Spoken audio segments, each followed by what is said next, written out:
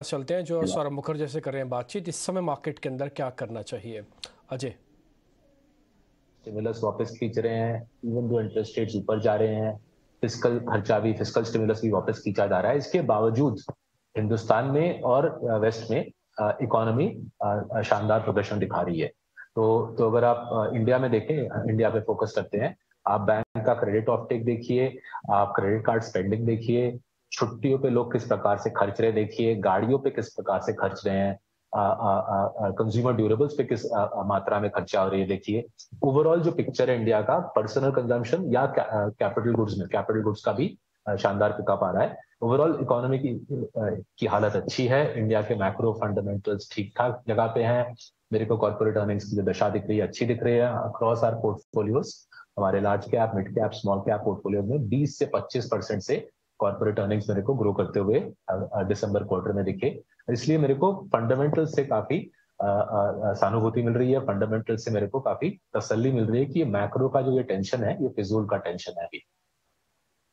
बहुत बढ़िया बात बोली। लेकिन आपने एक बात पहले बहुत स्टडी की हुई है, राइट, कि यूएस में जब भी रिसेशन आता है तो उसके बाद इमर्जिंग मार्केट पर्टिकुलरली भारत के लिए एक दो साल बहुत मजबूत रहते हैं। तो वर्स्ट केस में इस साल रिसेशन आके आ जाएगा और जो भी है पहले 6 महीने में टल जाएगा। आगे उसके 6 से 12 महीने आपको भारत के लिए कैसे दिखते हैं? देखिए, अगर रिसेशन आया इस साल तो एट वन लेवल बल्ले बल्ले अगर यूएस में रिसेशन आ गया, बिकॉज जैसे आपके बोलने से ही ऑब्वियस हो जा रहा है, अगर यूएस में रिसेशन आए तो जाहिर है फेडरल रिजर्व रेट घटाना तो छोड़ ही देगी। मेरे ख्याल से रेट बढ़ाना छोड़ ही देगी। अगर रिसेशन यूएस में आ गई तो रेट बढ़ाना फेडरल रिजर्व छोड़ ही देगी और मेरे ख्याल से रेट 1 से 2% घटा भी सकती है। तो अगर रिसेशन आ गया तो बहुत मजा आएगा। बट मेरे ख्याल से यूएस में रिसेशन इस साल संभावनाएं कम है। ओवरऑल इकोनॉमी की स्थिति यूएस में और इंडिया में मेरे को मजबूत लग रही है। अगर रिसेशन आए यूएस में तो रेट्स नीचे जाएंगे और तेल का भाव टूटेगा। जैसे आपने बिल्कुल सही बोला, लास्ट 40 वर्षों में जब जब यूएस में रिसेशन आया है, उसके अगले 2 साल इंडियन स्टॉक मार्केट के लिए बिल्कुल पटाखे की तरह करारा रहा है। क्या बात है।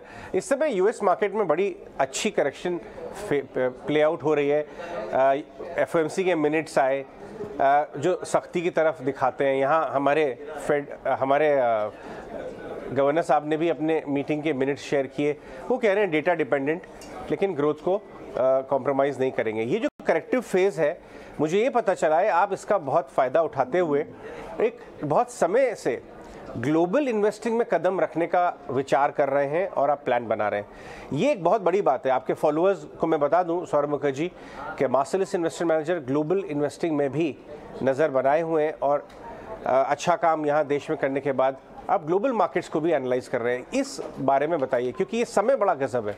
लोग भाग रहे हैं ग्लोबल मार्केट में एक्विटीज़ से और आप उनकी तरफ बढ़ रहे हैं।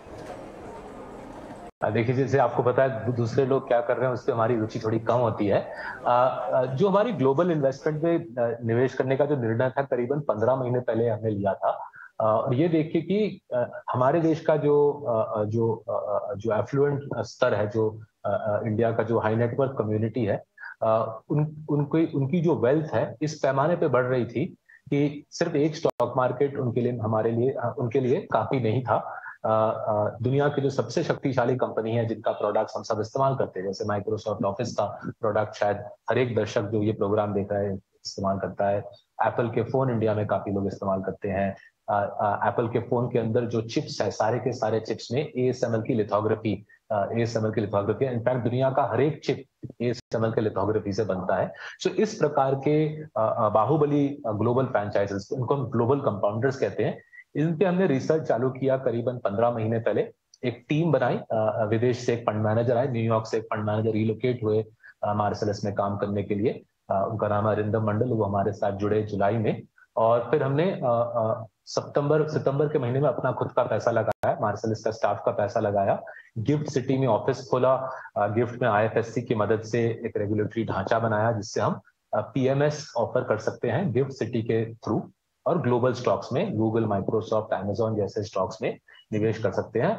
हाँ, ये बोलना पड़ेगा थोड़ा सा किस्मत ने हमारा साथ दिया। जब हमने निवेश शुरू किया गिफ्ट में करीबन 6 महीने पहले, कुछ हद तक ये स्टॉक्स बॉटम आउट हो चुके थे, इसलिए पिछले 6 महीने में हमारी परफॉर्मेंस ग्लोबल स्टॉक्स में अच्छी रही है, बट वो शॉर्ट टर्म है।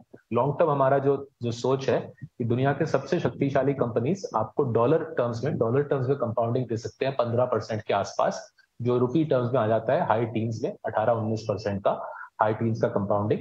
और ये वाला जो डायनामिक है, ये ग्लोबल मेगा ट्रेंड्स की मदद से हम हिंदुस्तानी निवेशकों का वेल्थ बढ़ाना चाहते हैं, इसलिए मार्सेलस का ग्लोबल कंपाउंडर्स प्रोडक्ट कल शाम को लॉन्च किया गया। इंटरेस्टिंग। तो ग्लोबल एक्विटीज का डायरेक्शन आपको अगर 3 से 5 साल का व्यू लें, ग्लोबल कॉर्पोरेट अर्निंग्स 3 से 5 साल का व्यू लें, तो आपको पॉजिटिव ही लग रहा होगा जब आपने ये समय चुना। मैं ये जानना चाहूँगा, Q3 अर्निंग्स यूएस में ख़त्म हो रही हैं, S&P की 75-80% कंपनीज ने आगे आने वाले क्वार्टर के लिए सॉफ्ट गाइडेंस दी है। क्या ये आप कैसे एनालाइज करते हैं? आपको ये इसमें कोई चिंता का विषय नहीं लग रहा? नहीं जी, नहीं लग रहा। अगर मैं ब्रॉडर पिक्चर देखूं, जाहिर है जैसे कोविड से बाहर आ रहे हैं, कुछ हद तक अभी भी वो कोविड के डायनामिक्स का ईयर ऑन ईयर एडजस्टमेंट अभी भी दिख रहा है। जैसे कोविड के दौरान 2 साल जब लोग घर में बंद रहे, तो उन्होंने ज्यादा नेटफ्लिक्स के पिक्चर देखे, राइट, ज्यादा ऑनलाइन का काम किया। अब लोग ऑफिस वापस जा रहे हैं, घर से बाहर निकल रहे हैं, तो जाहिर है ऑनलाइन स्पेंडिंग सॉफ्ट आ रही है, but that's not because economy soft हो गई है। बस इतना ही है कि ऑनलाइन से वो स्पेंडिंग ऑफलाइन शिफ्ट हो रही है। वो यूएस में भी हो रहा है, इंडिया में भी हो रहा है, पूरी दुनिया में हो रहा है। इसका मतलब ये नहीं कि इकोनॉमी कमजोर है, इकोनॉमी कमजोर नहीं है। यूएस की इकोनॉमी अगर देखें 3-3.5% का अनएम्प्लॉयमेंट है। इंडिया में देखें हर महीने करीबन 1 मिलियन फॉर्मल सेक्टर में जॉब्स क्रिएट हो रहे हैं। पूरे साल में करीबन 7 से 10 million formal sector jobs create हो रहे हैं। ये विशाल स्केल पे जॉब क्रिएशन है। सो इकोनॉमी की हालत मजबूत है। कोविड के ईयर ऑन ईयर एडजस्टमेंट से कुछ ऑप्टिकल इफेक्ट्स आ रहे हैं, जिससे लोग बहुत ज्यादा मेरे ख्याल से परेशान हो रहे हैं। अगर हम आगे देखें, 2 बहुत बड़े एडजस्टमेंट्स आगे हमारे लिए हैं, जो मेरे ख्याल से यूएस के लिए और इंडिया के लिए बहुत पावरफुली पॉजिटिव रहेगा। पहला है चाइना के साथ जो यूएस का जो टक्कर है, वो हर वीक पे वीक और सीरियस बनता जा रहा है। री इंडस्ट्रियलाइजेशन का पूरा सिलसिला शुरू हो गया है। यूएस से काम चाइना वापस जा रहा है, यूएस से काम यूरोप वापस जा रहा है।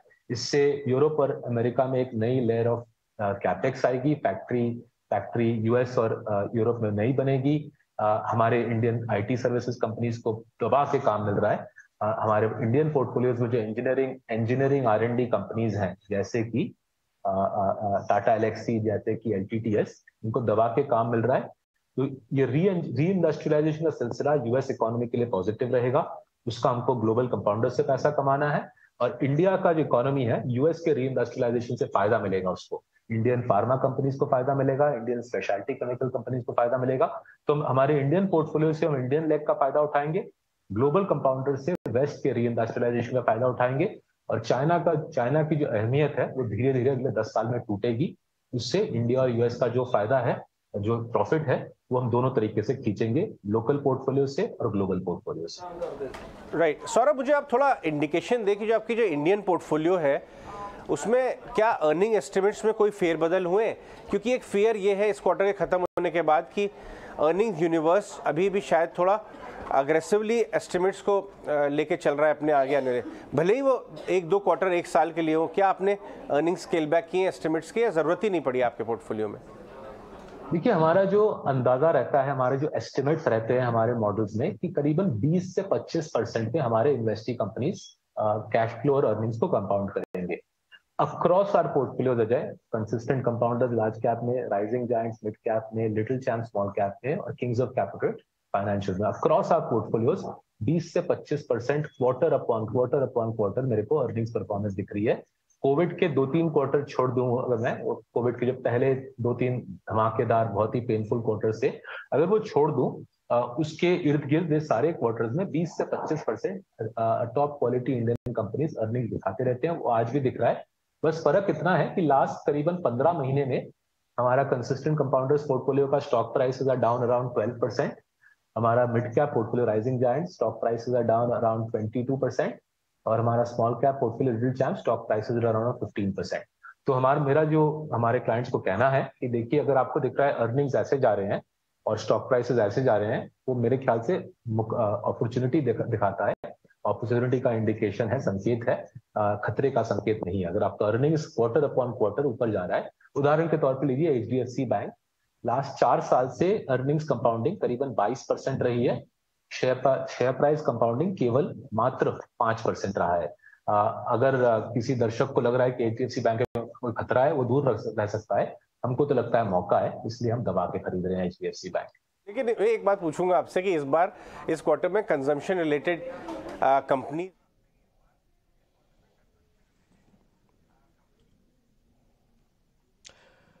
ठीक है, तो आप यहाँ पे एक कवरेज देख पा रहे थे आप। सौरभ मुखर्जी से हम बातचीत कर रहे हैं, वो अपना एक व्यू पॉइंट भी रख रहे हैं। हालांकि उन्होंने ये बात भी रखी कि वो यूएस के लिए भी, यूएस की बड़ी कंपनीज के लिए भी एक नया फंड वो लेके आना चाहती हैं। खैर इस